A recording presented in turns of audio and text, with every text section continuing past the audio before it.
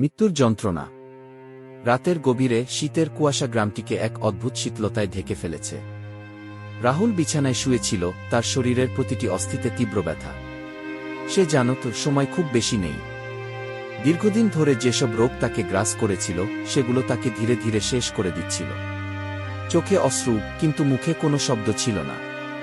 রাহুল জানত তার মৃত্যু কাছে, কিন্তু সে মনে করেছিল মৃত্যুর আগে অন্তত একবার শান্তি পাবে, যন্ত্রণা থামবে।